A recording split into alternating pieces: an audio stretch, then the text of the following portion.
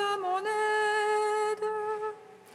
Seigneur, viens à mon secours. Gloire au Père, au Fils, au Saint-Esprit, maintenant et toujours. Dans les siècles des siècles, Amen. Alléluia. Roi du ciel, consolateur, Esprit de vérité, toi qui es partout présent, toi qui emplis tout, trésor de grâce et donateur de vie, viens et demeure en nous. Purifie-nous de toute souillure et sauve nos âmes. Toi qui es bonté. Roi du ciel consolateur, esprit de vérité, toi qui es partout présent, toi qui emplis tout, trésor de grâce et donateur de vie, viens et demeure en nous. Purifie-nous de toute souillure et sauve nos âmes. Toi qui es bonté.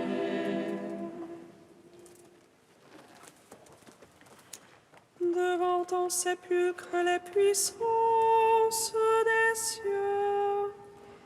Autant que les soldats furent frappés d'effroi, et Marie-Madeleine se tenait près du tombeau, cherchant ton corps immaculé. Mais tu brisas l'enfer sans te laisser vaincre par lui. Tu rencontras la Vierge et nous donnas la vie. Ressuscité d'entre les morts, Seigneur, gloire à toi. Devant ton sépulcre, les puissances des cieux, autant que les soldats furent frappés d'effroi, et Marie-Madeleine se tenait près du tombeau, cherchant ton corps immaculé. Mais tu brisas l'enfer sans te laisser vaincre par lui. Tu rencontras la Vierge et nous donnas la vie.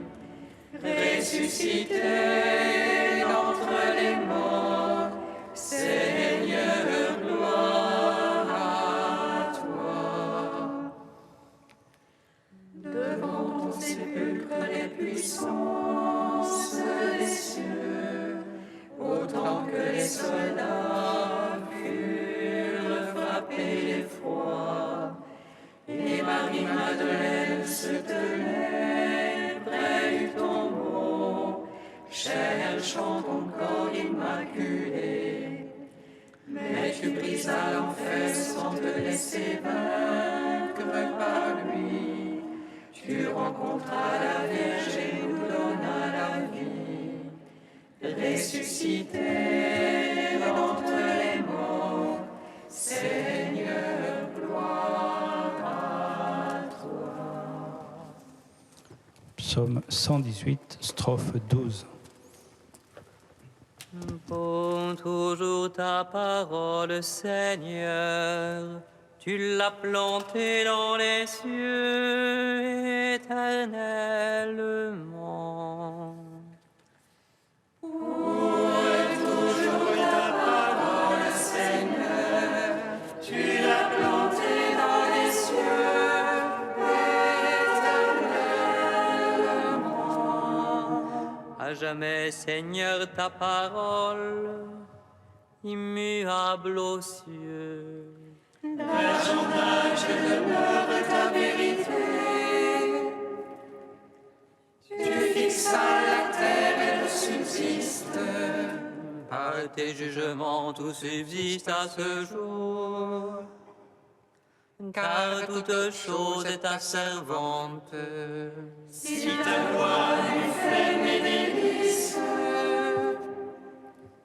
je périssais dans ma misère. Jamais je n'oublierai tes préceptes. Par eux tu me vivifies. Je suis bien, sauve-moi, Seigneur. Je cherche tes préceptes. Que les impies me guettent pour ma perte. Je comprends ton témoignage. De toute perfection, j'ai vu le bout. Comme ils soulagent tes ordres. Gloire au Père, au Fils, au Saint-Esprit. Pour les siècles des siècles, Amen. Pour toujours ta parole, Seigneur, tu l'as plantée dans les cieux éternellement. Psaume 10.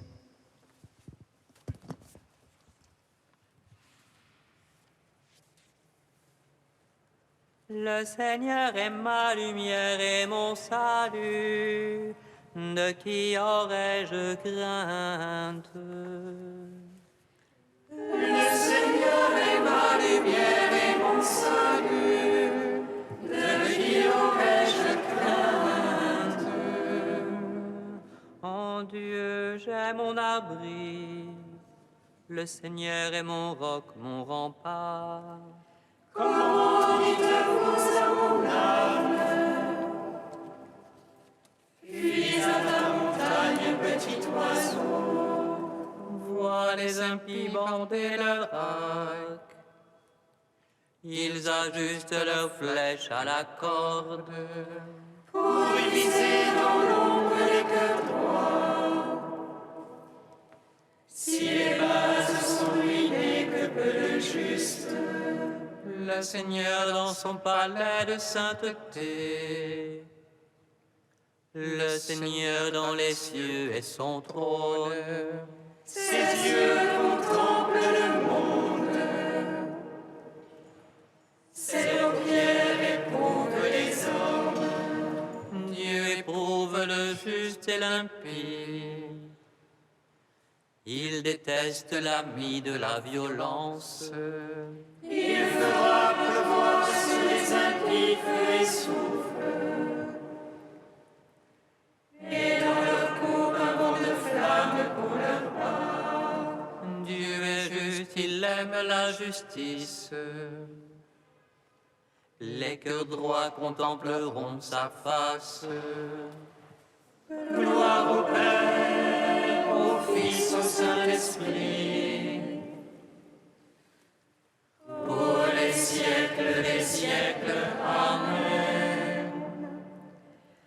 Le Seigneur est ma lumière et mon salut. De qui aurais-je crainte? Psaume 11. Sauve Seigneur, il n'est plus de saint.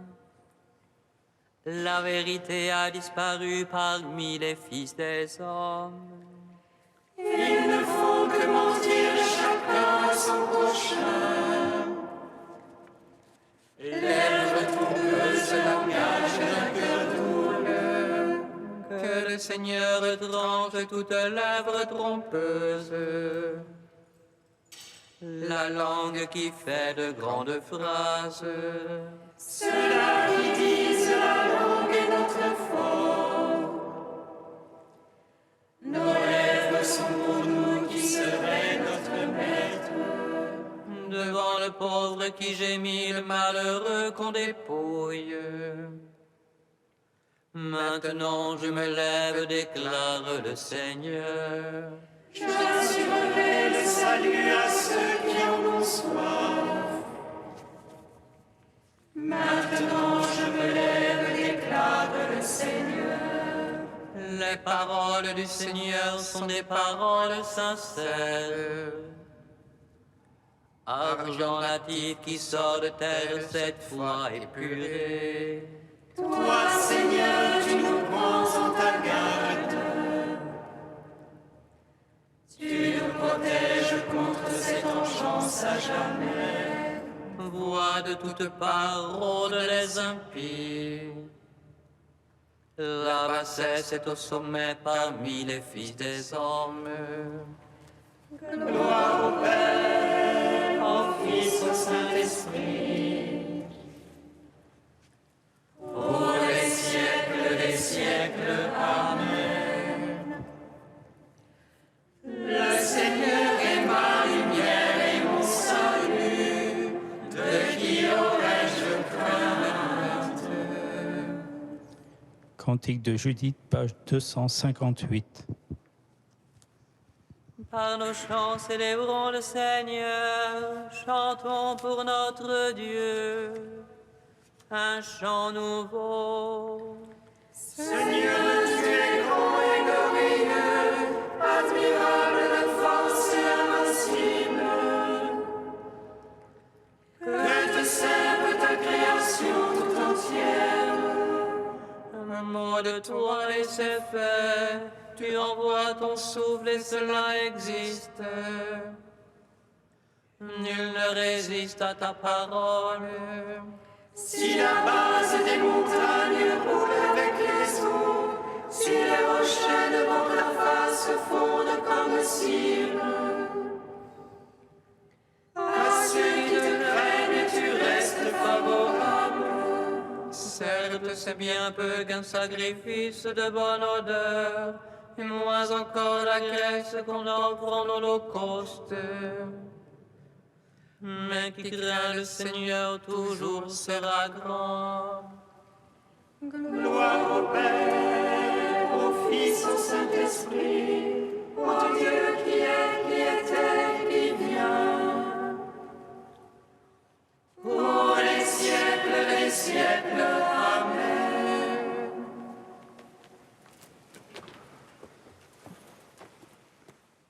De Claude Geffray, un espace pour Dieu.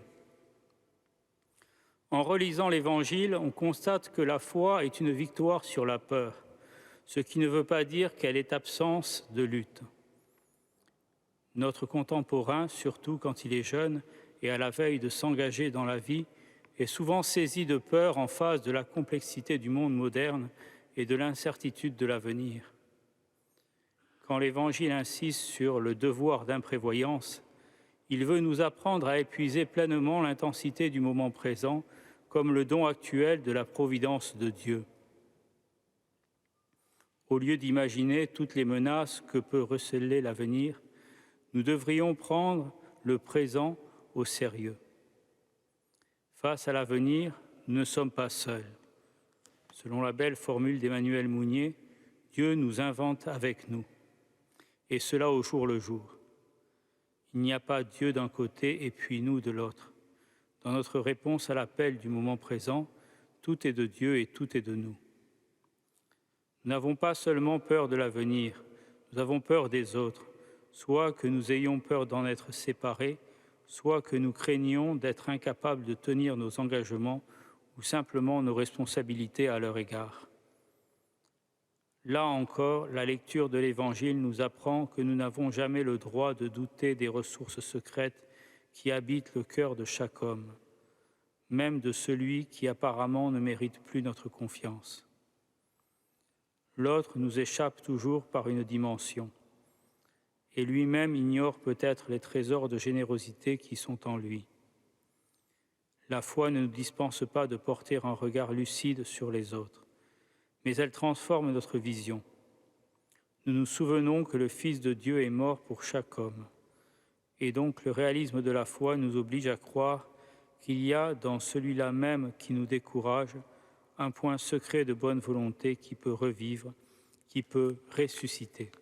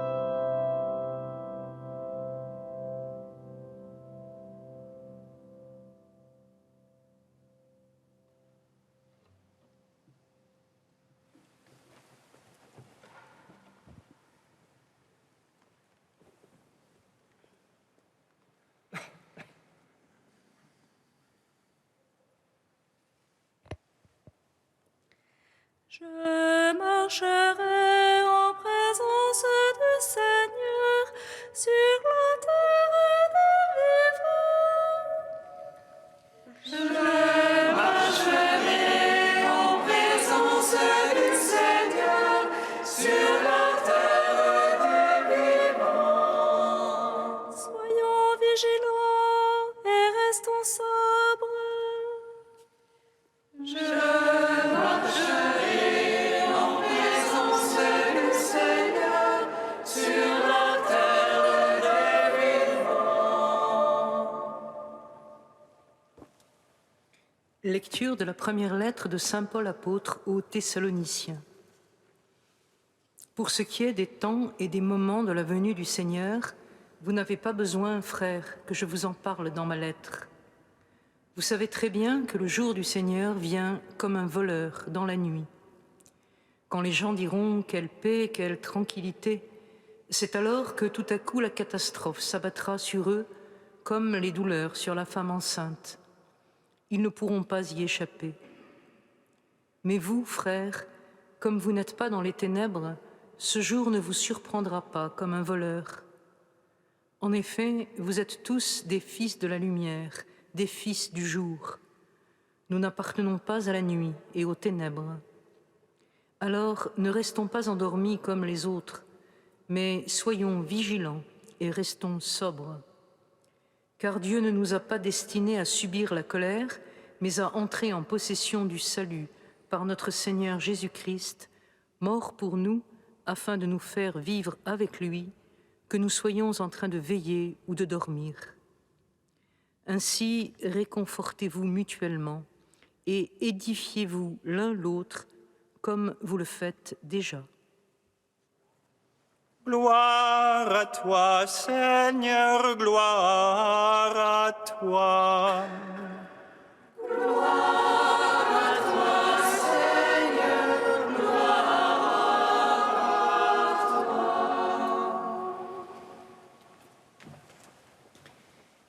C'est un appel à la vigilance que lance ici l'apôtre aux Thessaloniciens, et il nous est bon de l'écouter alors que nous venons de retrouver le rythme rassurant ou lassant du quotidien. Veillez. Cette injonction que martèlent aussi les derniers discours de Jésus monté à Jérusalem, nous pouvons l'entendre comme un rappel de notre condition, comme un résumé de notre vocation, comme une orientation de notre conduite. Elle nous ramène en premier lieu à notre fragilité fondamentale. Le jour du Seigneur vient comme un voleur dans la nuit. En ce monde, rien ne tient qui ne puisse être renversé en un moment. Rien ne s'édifie qui ne puisse être ruiné. Tout passe. L'homme, ses jours sont comme l'herbe, constatait le psalmiste. Sur lui qu'un souffle passe, il n'est plus. Jamais plus ne le connaîtra sa place. Mais cette constatation, bien loin de nourrir le désenchantement, ouvre désormais à la bienheureuse espérance.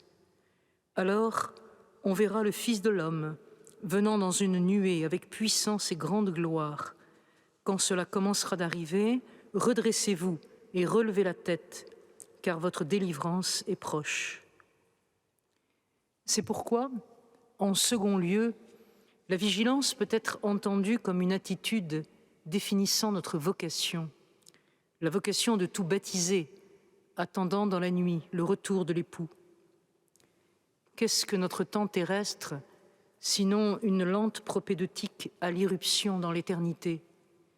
Que sont nos efforts actuels pour garder nos lampes allumées en vivant dans l'amour, la prière, le service, sinon le long travail intérieur qui purifie l'être caché du cœur et fait remonter en nous la ressemblance initiale déposée par le Créateur. Soyons vigilants et restons sobres. Ce conseil a semblé tellement fondamental aux pères du désert qu'ils ont fait de la nepsis, terme que traduit mal le mot sobriété, la vertu ascétique par excellence, et l'état approprié à celui qui a compris qu'il n'a pas de cité permanente et que notre cité se trouve dans les cieux, là où notre vie est désormais cachée avec le Christ en Dieu. Cette attitude de la nepsis s'oppose certes au relâchement, à toutes les formes d'ivresse dans lesquelles on peut tenter de dissoudre sa vie, mais elle est surtout une espérance en acte, une attente amoureuse fondée sur la garde du cœur et que rien ne peut distraire. Ainsi peut-on comprendre qu'en troisième lieu, la vigilance soit ce qui oriente notre agir. Vous êtes des fils de la lumière. Paul redira plus explicitement aux Éphésiens, « À présent, vous êtes lumière dans le Seigneur. Conduisez-vous en enfants de lumière, car le fruit de la lumière consiste en toute bonté, justice et vérité. » Et les armes de la lumière qu'il énumère, la cuirasse de la foi et de la charité, le casque de l'espérance, sont les trois vertus appelées théologales parce qu'elles disent l'être même de Dieu. Elles sont les dons que Dieu nous fait de son être même pour que nous brillions en ce monde comme des foyers de lumière.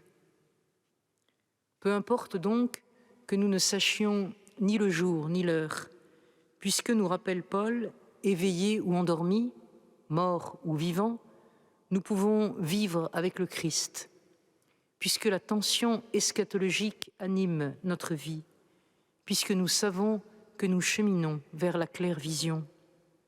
Il nous reste pour l'heure, comme dit l'apôtre, à nous édifier l'un l'autre, et c'est un programme pour cette année et pour l'éternité, à nous construire, chacun et ensemble, sur la pierre d'angle qu'est le Christ, à nous polir et à nous ajuster pour nous intégrer à la construction et devenir demeure de Dieu dans l'esprit.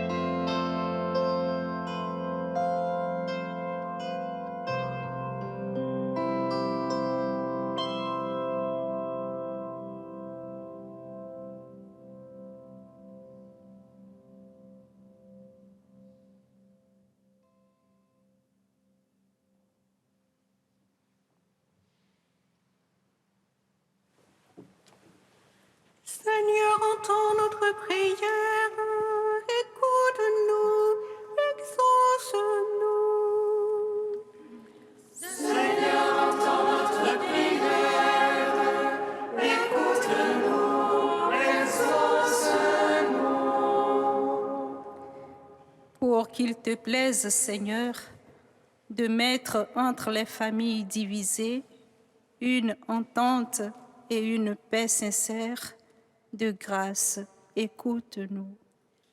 Seigneur, entends notre prière, écoute-nous, exauce-nous. Pour qu'il te plaise, Seigneur, de garder les foyers chrétiens et leurs enfants dans la sainteté de ton amour, de grâce, écoute-nous. Seigneur, entends notre prière, écoute-nous, exauce-nous. Pour qu'il te plaise, Seigneur, de soulager et de fortifier ceux qui souffrent de la faim, de la maladie ou de la solitude, de grâce, écoute-nous. Seigneur, entends notre prière, écoute-nous, exauce-nous.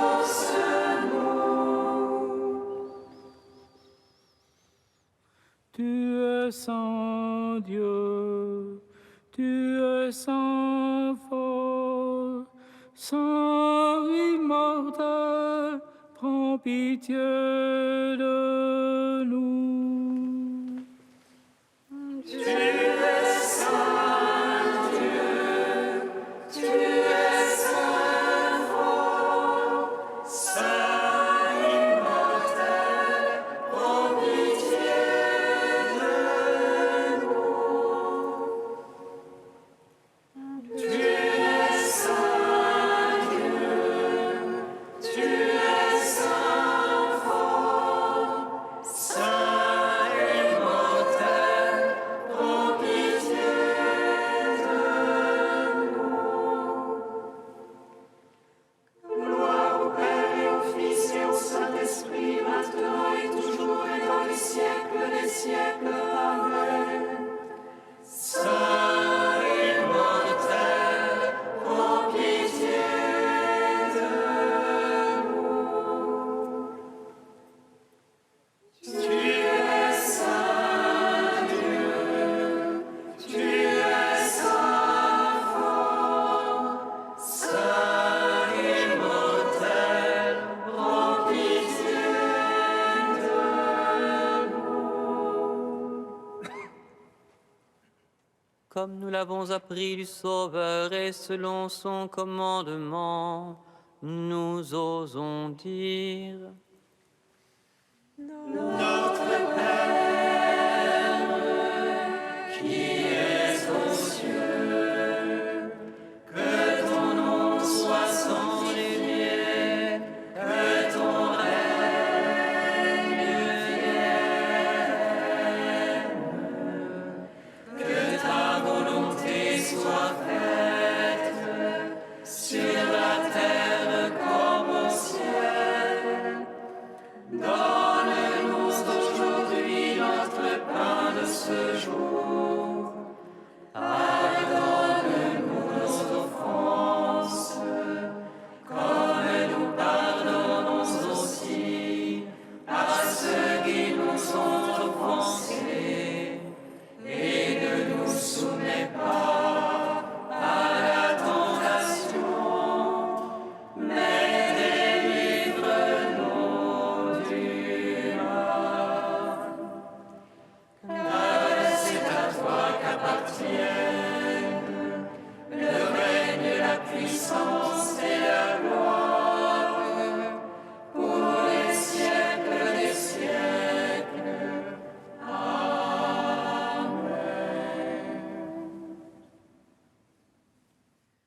Dieu puissant, de qui vient tout don parfait, enracine en nos cœurs l'amour de ton nom. Resserre nos liens avec toi pour développer ce qui est bon en nous et veille sur nous avec sollicitude pour protéger ce que tu as fait grandir. Par Jésus-Christ, ton Fils unique, notre Seigneur et notre Dieu, qui vit et règne avec toi dans l'unité du Saint-Esprit, un seul Dieu pour les siècles des siècles. Bénissons le Seigneur. Nous rendons grâce à Dieu. Amen.